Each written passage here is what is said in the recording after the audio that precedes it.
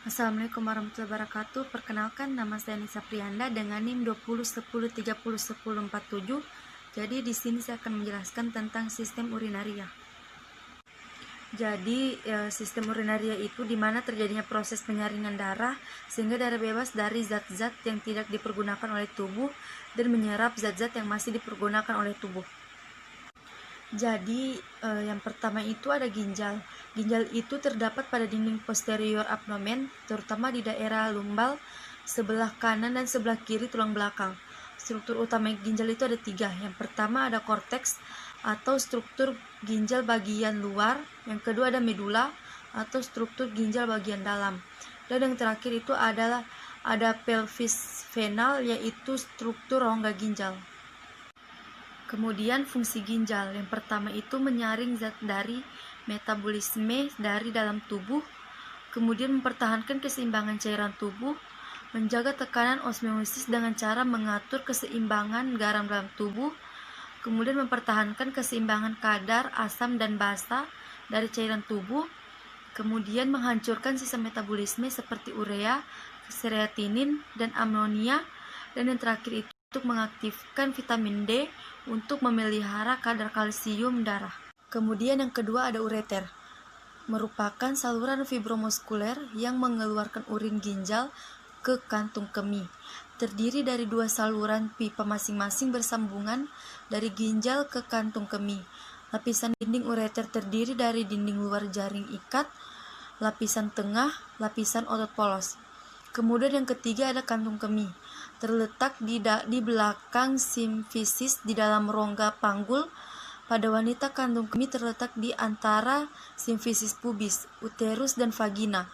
Dinding kantung kemih terdiri atas 4 lapisan. Yang pertama, lapisan sebelah luar. Yang kedua, lapisan otot atau tunika muscularis. Yang ketiga, tunika submucosa. Dan yang terakhir adalah lapisan bagian dalam.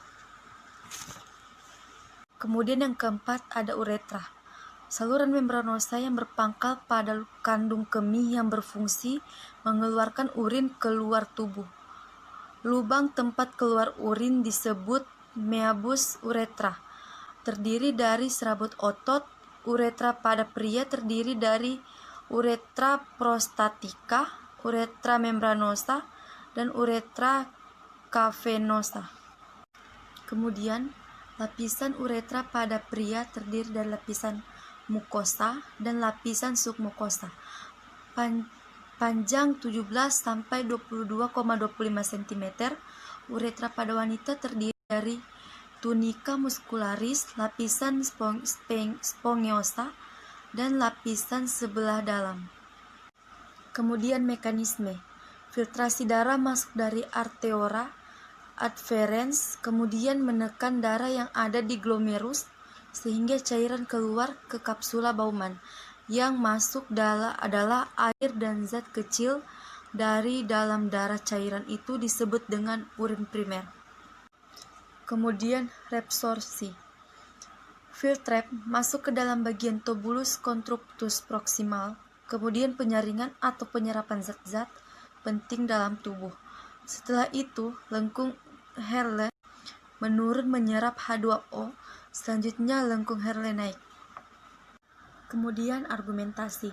Urin sekunder masuk ke bagian tubulus contractus distal, kemudian penyerapan MaCl, H2O, HCO3, dan ada penambahan zat sisa seperti tosik, obat-obatan, dectus collectus. Kemudian hasil argumentasi adalah urin sebenarnya masuk ke pelvis lalu disalurkan ke uretra untuk disekresi. Kesimpulan ginjal, glomerulus menuju kapsula Bowman, kemudian ke TKP lalu menuju lengkung Henle.